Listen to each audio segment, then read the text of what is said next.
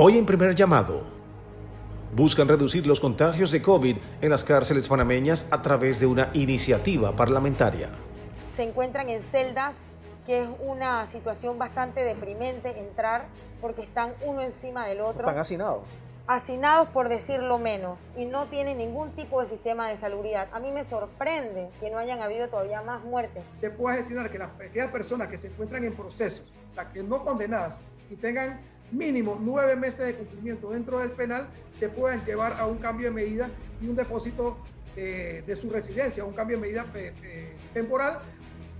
Podría implementarse una nueva restricción vehicular en el país con la implementación del conocido pico y placa. Pero hay muchas formas de agarrar y decir, hoy no llevo mi carro, me voy con el vecino, o viceversa, hoy llevo mi carro, me llevo al vecino, o hoy no me voy en un carro, me voy en el metro de Panamá, o me voy en mi bus, cosas como esas, que de repente le va a ayudar. Reciclar llantas desechadas ofrecería importantes beneficios ambientales y económicos de aprobarse una propuesta legislativa. Yo lo que estoy dando es el marco legal, porque en este momento no existe ningún marco legal, ninguna norma jurídica que establezca cómo nosotros podemos aprovechar y ganar, porque no hay empleo y hay que reactivar la economía. Las cárceles panameñas presentan un problema de vieja data. El hacinamiento permanece por encima del 50%, su capacidad, y es quizás una de las principales dificultades que enfrenta el sistema penitenciario. Esta condición es aún más peligrosa cuando el mundo y el país vive una emergencia sanitaria por el COVID-19. Debemos seguir haciendo leyes de verdadero equilibrio. Asamblea Nacional, definiendo el país de todos. Hola, ¿qué tal? Les saluda Iván Donoso. Bienvenidos a Primer Llamado.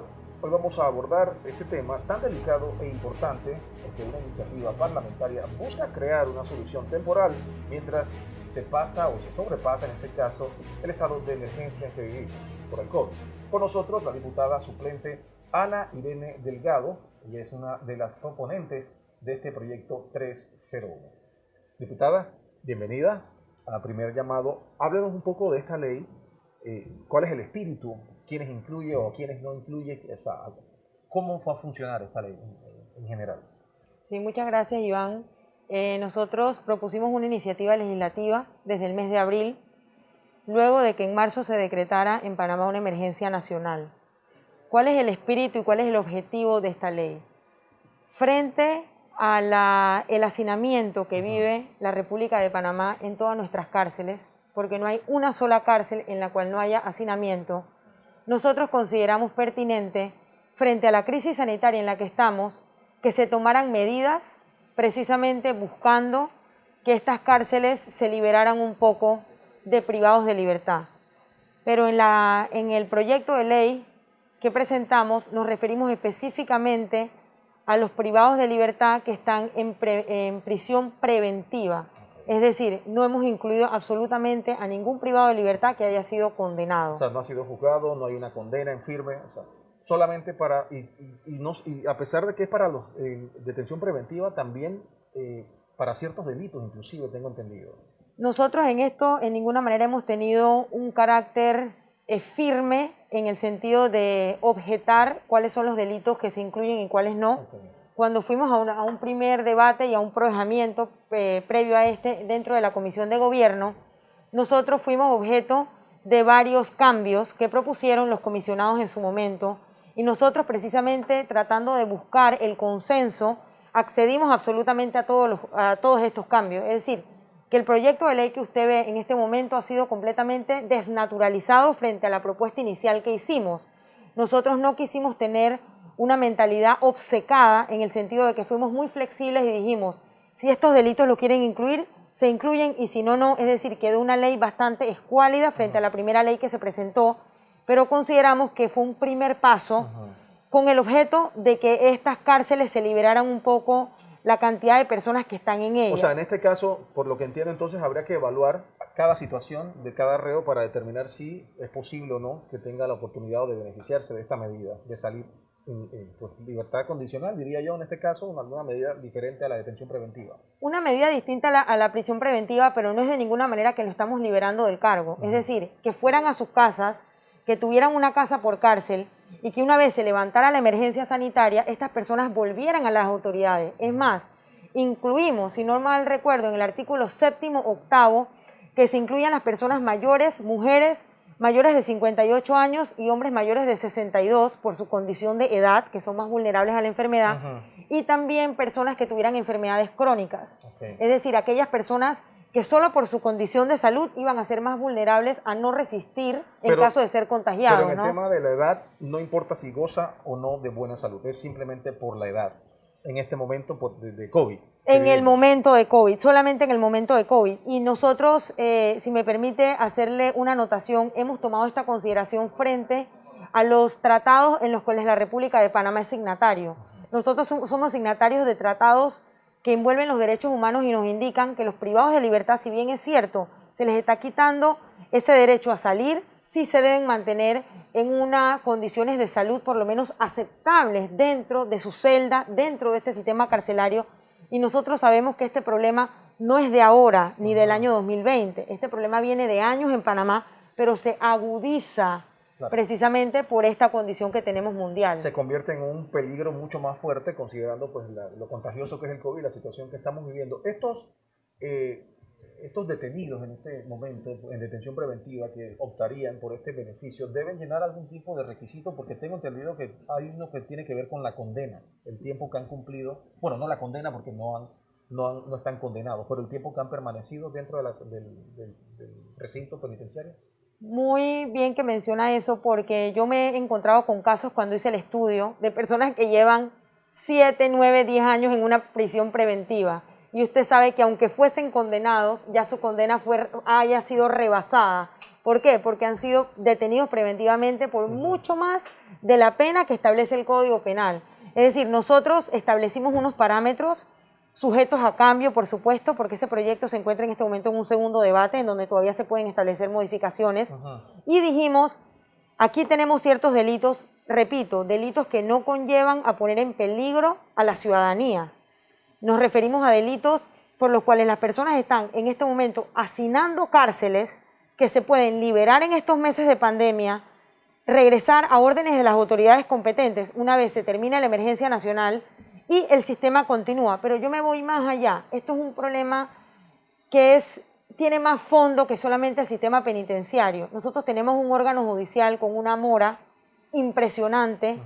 Sin temor a equivocarme, creo que tenemos una de las moras más altas en nuestra región latinoamericana y a estas personas es muy difícil que se les haga un juicio, un proceso, porque no hay capacidad de jueces. Nuestro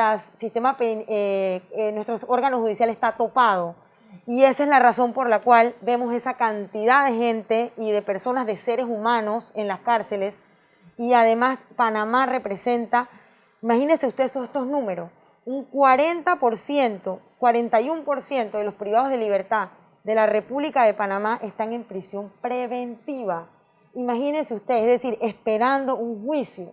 Entonces, ¿cómo nosotros vamos a pretender que en medio de esta crisis sanitaria, en donde nos contagiamos a aquellos que estamos fuera de la cárcel y que no podemos siquiera guardar los 2 metros, o sea, cómo vamos a permitirle a estas personas que los guarden la distancia? O sea que del hacinamiento que presentan hoy día en el sistema penitenciario, del 50% que se habla, el 40% son personas en detención preventiva. O sea que realmente si esto funcionara de otra manera, el hacinamiento sería un 10%, una cifra pues, muy baja, considerando que ahorita mismo es el 50%. Y me voy todavía más allá de un tema que siempre me ha apasionado a mí, que es el tema de la resocialización. Por ejemplo, las personas o mujeres que están en las cárceles como el Cefere, en las diferentes casas, que ellos le llaman pabellones, esas mujeres, la mayoría de los delitos, fíjese usted, son delitos de droga. Y si usted hace un análisis social, ¿por qué delito de droga? Porque probablemente su pareja o algún familiar las ha involucrado en esto. Yo no digo que sean inocentes o no, porque yo no soy la autoridad judicial para juzgar esa parte, pero esas personas son madres. ¿Cómo usted cree que va a crecer un niño con esa madre privada de libertad? Ese niño probablemente no va a crecer con los mejores valores. Entonces, yo siempre he levantado mi voz hablando del tema de resocializar. Esto es un trabajo íntegro que hay que hacer en cuanto a que estas mujeres dentro de estas cárceles puedan llegar a una educación, se puedan orientar. ¿Por qué? Porque si nosotros revisamos los porcentajes de volver a delinquir, la mayoría son reincidentes. ¿Qué te indica que sea un reincidente? Que en las cárceles no estamos llevando correctamente el proceso de resocializar. Es decir, el proyecto que presentamos, efectivamente, como usted lo ha dicho en el día de hoy, es un proyecto para esta crisis, emergencia mundial en la que estamos. Sin embargo, yo tengo dentro de mis planes seguir presentando proyectos para coadyuvar con ese tema, tanto de la resocialización como en el tema del hacinamiento, y por ahí tenemos uno que les hablaré más adelante, que es el tema de días multa. Me llama la atención que este proyecto de ley 301, para pues, aliviar un poco la sobrepoblación en nuestras cárceles de detenidos preventivamente, pasó el primer debate en el mes de abril. Estamos ya casi en septiembre. Han pasado una cantidad de meses considerable y no ha pasado del segundo debate. Yo diría que esto necesita algo o tiene algo de premura, porque estamos en medio del COVID, ya se van a abrir los bloques, cada día hay más gente contagiada. ¿Por qué se ha demorado tanto? Mire, es la misma pregunta que nos hacemos mi principal, que es Hernán Delgado, y yo. Cuando nosotros presentamos este proyecto, lo llevamos a la comisión, pasó todos los trámites de prohijamiento, fuimos a un primer debate. Cuando fue devuelto al Pleno para un segundo debate, era el penúltimo día de sesiones ordinarias. Hicieron todo tipo de malabarismos en el Pleno para que el proyecto no fuese discutido. Estaba yo aquí a las 7:30 de la noche, decretaron un receso y, como usted sabe, se culminaron las sesiones ordinarias. Así que, o sea, ¿no se le ha dado la importancia? No se le ha dado la importancia. Yo no quisiera pensar y no quiero hacer elucubraciones que yo no tengo manera pues de decirle que me constan, claro. Pero yo le estoy hablando de la actitud que se ha tomado. Estamos ahora mismo en el mes de agosto, 20 y pico de agosto, y todavía este proyecto no ha sido discutido, porque nosotros lo que estamos pidiendo es que se discuta.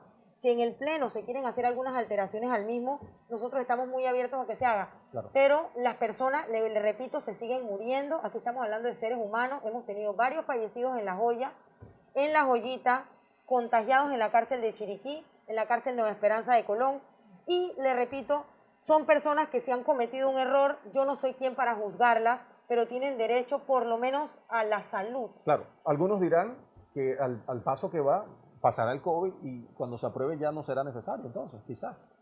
Yo confío en que el Ejecutivo tenga alguna medida o haya contemplado alguna medida, porque yo tengo mucho temor en que Panamá sea objeto de demandas internacionales de derechos humanos, como se ha dado en otros países. Tengo entendido que el sistema penitenciario ha adoptado algunas medidas para solapar de alguna manera la situación del COVID. ¿Por qué una ley y no directamente el Ministerio de Gobierno y Justicia? O sea, ¿cómo funciona esto? ¿Cómo sería? Las medidas que se han tomado, por lo menos las que yo conozco, no son medidas suficientes para eliminar este hacinamiento en un periodo de pandemia. Segundo, cuando nosotros propusimos esta ley es porque estábamos viendo inacción de parte del sistema penitenciario y del Ministerio de Gobierno. Entonces nuestra función es legislar y anticiparse a los hechos como diputados que hemos sido electos por voto popular a nivel nacional. Y es por eso, y le digo todavía más, dentro de Panamá Este, que es mi circuito, que es Chepo, están dos cárceles, que son La Joya y la Mega Joya. Yo esos centros penitenciarios los conozco, los he recorrido. ¿Se hizo una visita recientemente para ver qué situación tenían, qué estaba pasando? Cuando yo fui personalmente, me mostraron el pabellón que cura o tiene doctores que ven la hepatitis, pero la hepatitis no se compara con el COVID. Es decir, ellos estaban preparados para combatir una hepatitis y me enseñaron pabellones que estaban diseñados para esto, pero yo no vi en ningún momento que se haya tomado medidas más allá de lo básico que tienen, ni que haya los suficientes insumos como mascarillas, gel alcoholado, agua potable, para que estas personas evitar este contagio. Esas personas en los centros de las cárceles, cuando yo fui, se encuentran en celdas, que es una situación bastante deprimente entrar, porque están uno encima del otro. ¿Están hacinados? Hacinados, por decirlo menos, y no tienen ningún tipo de sistema de salubridad. A mí me sorprende que no hayan habido todavía más muertes. Por eso es que yo elevé mi voz y dije, yo quiero salvar, que desde la curul del 8-4 nosotros dijimos, esto debe pararse, y es responsabilidad ahora de nuestros colegas y de esta asamblea proceder a discutir esto en segundo debate, pues ya lo tienen en el Pleno. De ser aprobada esta ley en cierto tiempo cercano, ojalá que así sea, ¿cuál sería el procedimiento para que las personas se pudieran beneficiar, los que están en detención preventiva? O sea, ¿eso sería automáticamente el sistema penitenciario o hay que hacer una solicitud, hay que aplicar, hay que llenar una serie de documentos? ¿Cómo lo establece la ley hasta este momento? Nosotros establecimos en uno de los últimos articulados que se hiciera a través de un procedimiento administrativo y que mediara abogado, ya sea un abogado de oficio o un abogado particular.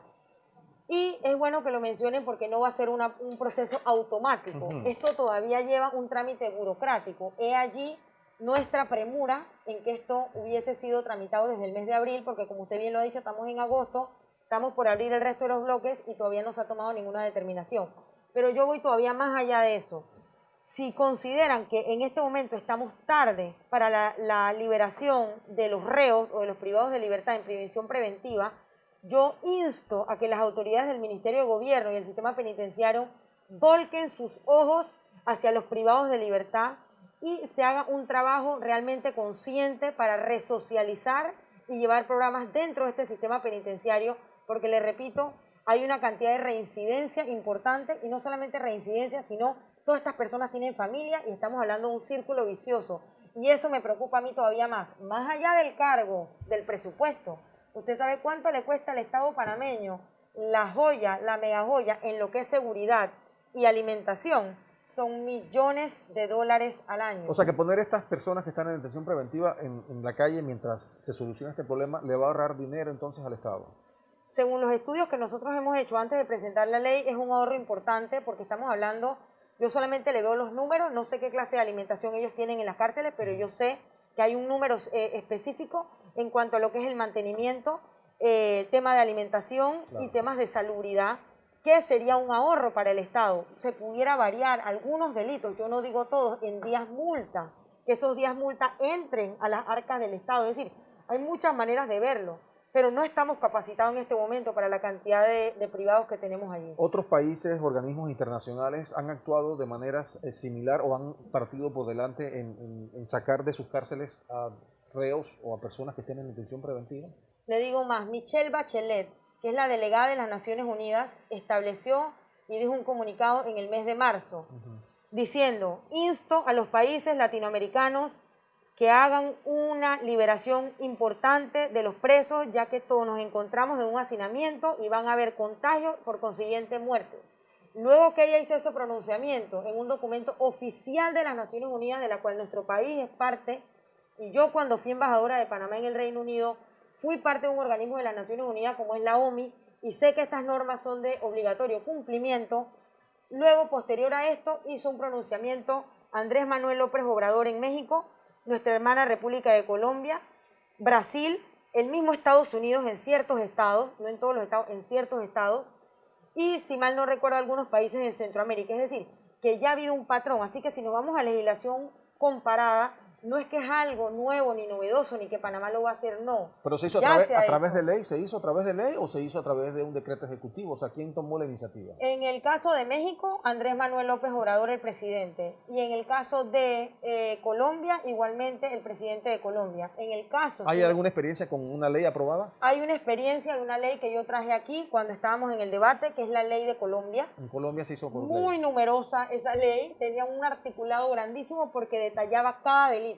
Y cada delito dentro del capítulo detallaba qué personas representan menos riesgo para estar en la calle, ¿no? El riesgo de la ciudadanía. Muy bien, muy bien. Bueno, nos queda bastante claro entonces que esto simplemente lo que se necesita es que se le ponga el pie en el acelerador, como dicen, para que se apruebe y logren este beneficio entonces los privados de libertad que están en detención preventiva en este momento y que están provocando un hacinamiento, como hemos mencionado, pues bastante considerable, y sobre todo lo peligroso que es en este momento por la crisis que se vive por el COVID-19. Diputada Ana Irene, muchas gracias por estar con nosotros acá explicándonos y poniéndonos en perspectiva lo que se pretende hacer a través de este proyecto de ley 301. Muchas gracias. Gracias.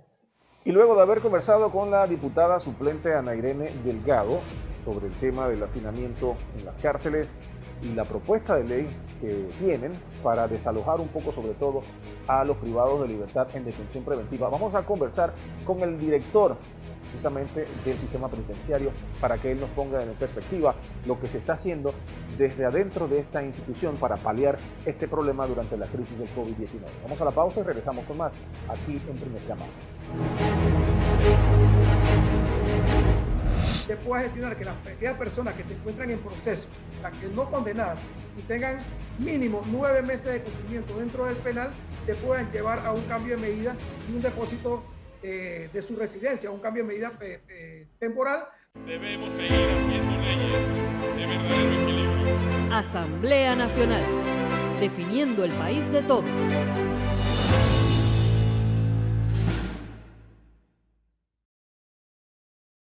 Debemos seguir haciendo leyes de verdadero equilibrio. Asamblea Nacional, definiendo el país de todos.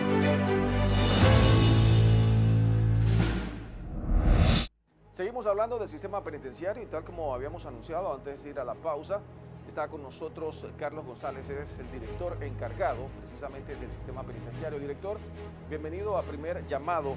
Quiero empezar preguntándole sobre la situación actual de las cárceles en nuestro país. Sí, muy buenos días, agradecido por el espacio, ¿verdad? El Ministerio de Gobierno, a través de la Dirección General del Sistema Penitenciario, ha venido realizando algún tipo de actividad en conjunto con el Ministerio de Salud, principalmente por la situación de pandemia, ¿verdad? Y esto ha ido evolucionando a medida que se han ido dando las situaciones dentro de los diferentes centros. Principalmente, lastimosamente, se dio la introducción del virus en algunos centros penitenciarios y que en su momento se dio se puede decir, gran cantidad de privados contagiados. Pero esta efectiva labor en conjunto con el Ministerio de Salud ha logrado que a la fecha ya tenemos 1.453 privados de libertad recuperados, ¿verdad? Gracias a esa tarea en conjunto que se ha realizado y todas las actividades que van en vía de evitar la propagación dentro, o sea, que se siga la propagación dentro de los sistemas. De igual manera, se continúa realizando lo que es las desinfecciones de los centros, la constante toma de temperaturas y la represión en este sentido la contención del ingreso de personas a los diferentes centros, aunque ya recientemente hubo una apertura a lo que es la movilidad y se están nuevamente gestionando algunas actividades dentro de los diferentes centros penales. ¿Hay hacinamiento en este momento en las cárceles de nuestro país? Sí, correcto. Lastimosamente podemos, en este sentido, sí tenemos que, ¿verdad?, dar la razón de que sí, contamos con una situación de hacinamiento, una sobrepoblación de los diferentes centros y que esto nos ha llevado a realizar algunas labores que incluso que ya se venían realizando con antelación, principalmente con el contacto con el órgano judicial y la gestión principalmente con los juzgados de cumplimiento.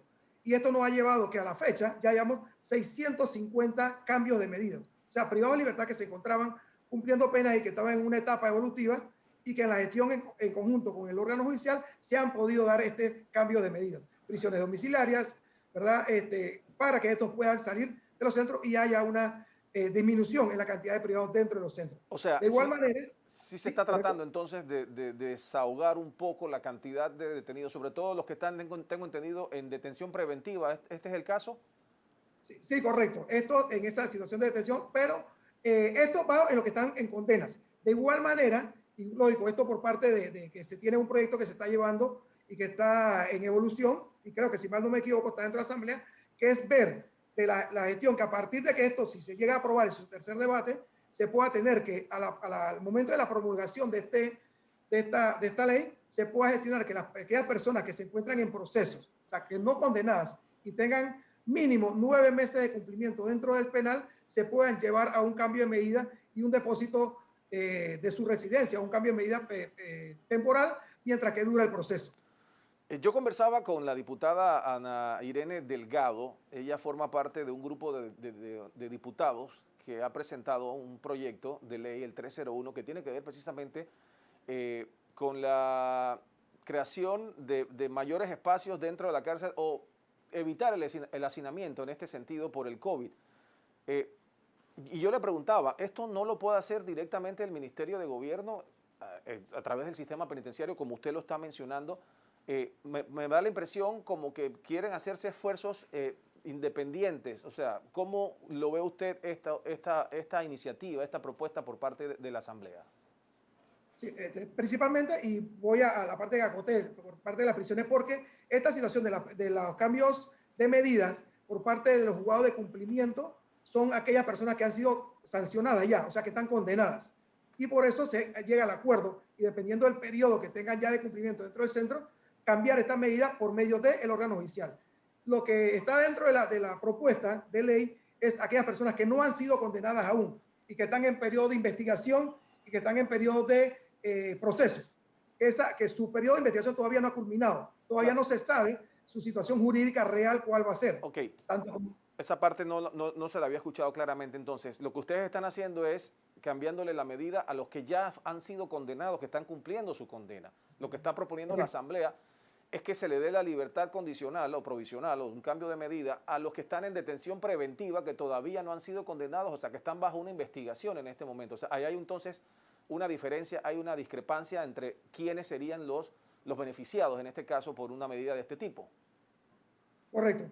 Es que la situación en la actualidad principalmente es que a veces hay procesos que tienen un periodo un poquito demorado más que otros, y hay personas que a veces pasan un periodo largo dentro de las cárceles sin haber sido sentenciados, condenados. Y entonces lo que busca esto es aquellas personas que han cumplido mínimo 9 meses dentro de los centros penitenciarios, ¿verdad? Enviarlos a un cambio de medida, una prisión, en este caso, o una medida de libertad temporal o preventiva, para que sigan el proceso, pero desde el exterior de las cárceles para evitar el hacinamiento, mientras que se decide su situación jurídica. ¿Qué proponen ustedes en este momento para evitar el hacinamiento, no solamente en el momento que estamos viviendo de COVID, sino en general? Porque esta es una situación que es de vieja data. O sea, siempre se ha hablado del hacinamiento que existe en nuestras cárceles por diversas razones, porque el sistema judicial camina muy lento, porque se demoran mucho los juicios, las investigaciones, etcétera. ¿Qué proponen ustedes para tratar de aliviar y qué porcentaje de hacinamiento podríamos decir que existe hoy día en las cárceles de nuestro país? Sí, actualmente se están haciendo, principalmente en la actualidad se están haciendo los estudios para establecer, ¿verdad?, aquellas vías para poder establecer un desalojo o minimizar ese hacinamiento que existe. Y como bien ya lo dije, la parte de la gestión que se va a seguir dando en conjunto con el órgano judicial por la situación de los cambios de medida de aquellas personas que ya han sido condenadas. De igual manera, se van a seguir realizando las verificaciones de los diferentes periodos de libertad que están dentro de los centros con las evaluaciones de las juntas técnicas para proponerlos a posibles rebajas de pena. Que es lógico, esta sí va dada por el Ejecutivo.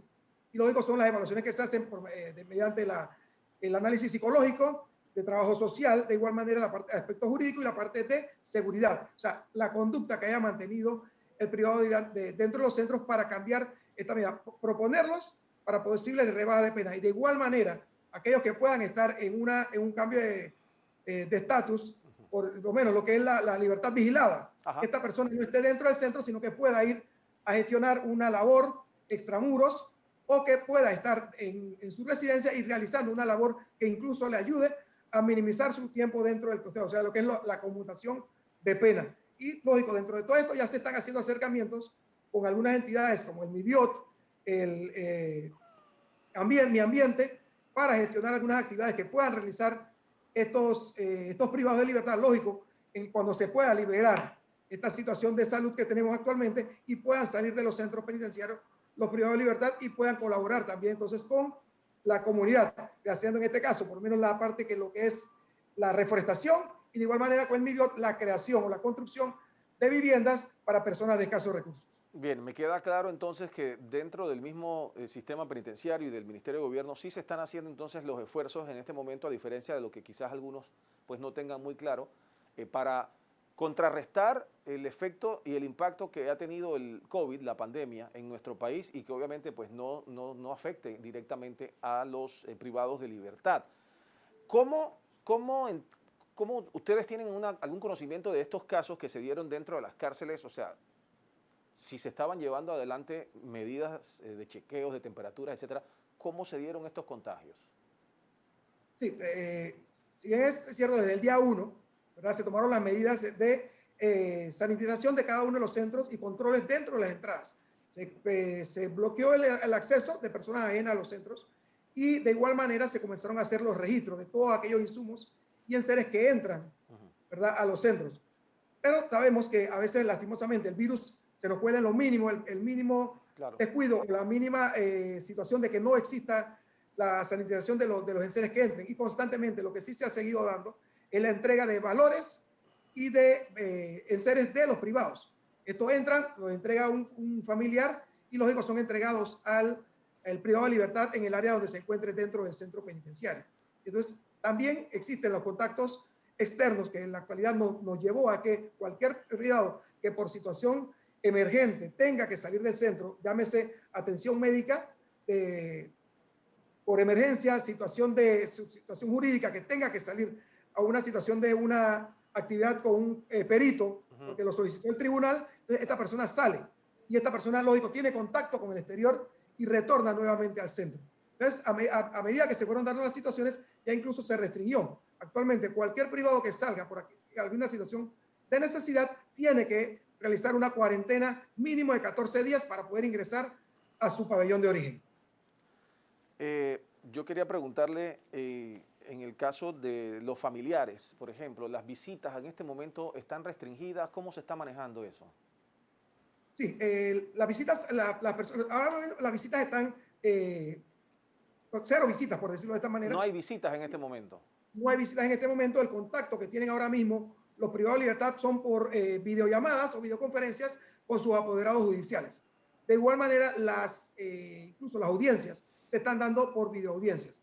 Y lo que hacen es los familiares llevar los insumos o los enseres que pueden proporcionar a los privados a las entradas de los centros, que son recibidas por los custodios y posteriormente entregadas. Lógico, ya se está empezando a abrir algunas restricciones y se está cediendo con algunas situaciones, y lo que vamos a iniciar por ahora es la entrada, por lo menos, de las actividades religiosas.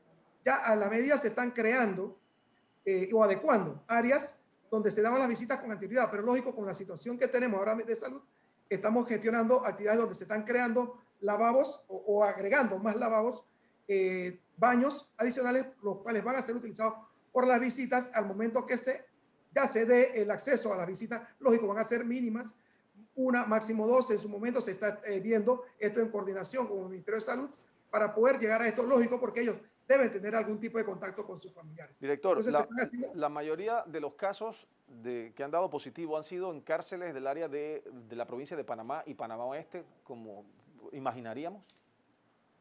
Sí, en la actualidad, las áreas que tenían COVID, y de pronto voy a ir diciendo cuáles ya no cuentan. Tuvimos COVID en Bocas del Toro, que en la actualidad está cero COVID. Okay. Gracias a Dios todos están recuperados. Chiriquí ya está prácticamente en su última fase de recuperación, que tuvimos también COVID. Santiago, que tuvimos lastimosamente la población en un porcentaje bastante alto, tuvimos una condición de más del 50% de la población contagiada, wow. Pero en la actualidad se encuentra cero COVID. Todos están recuperados.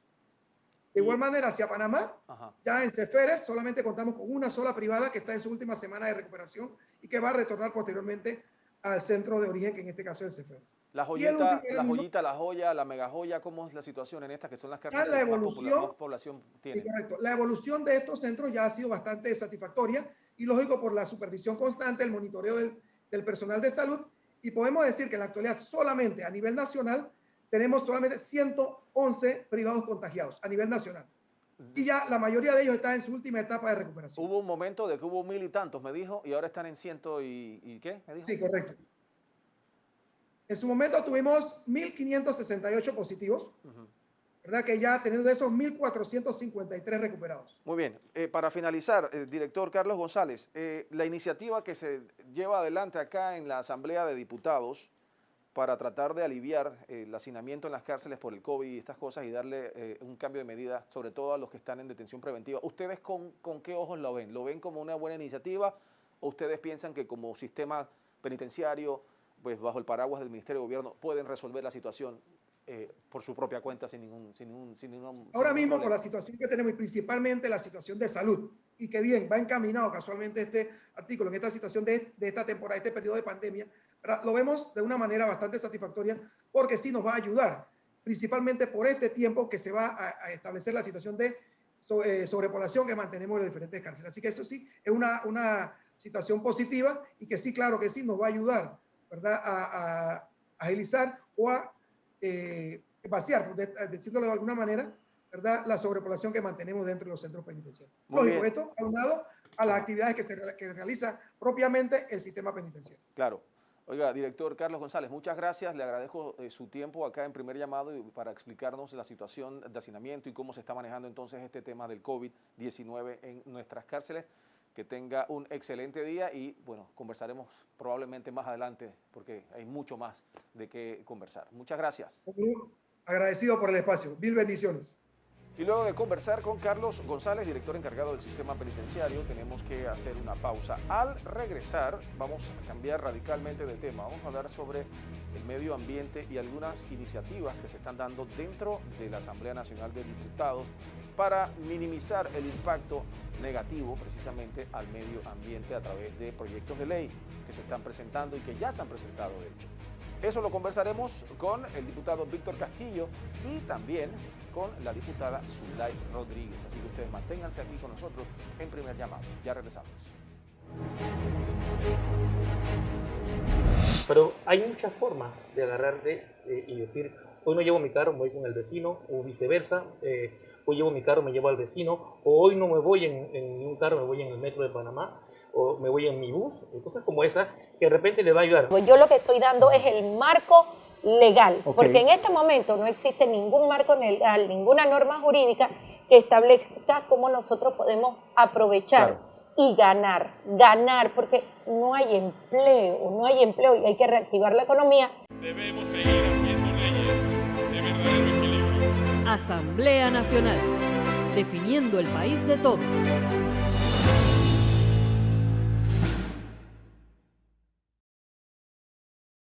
Debemos seguir haciendo leyes de verdadero equilibrio. Asamblea Nacional, definiendo el país de todos.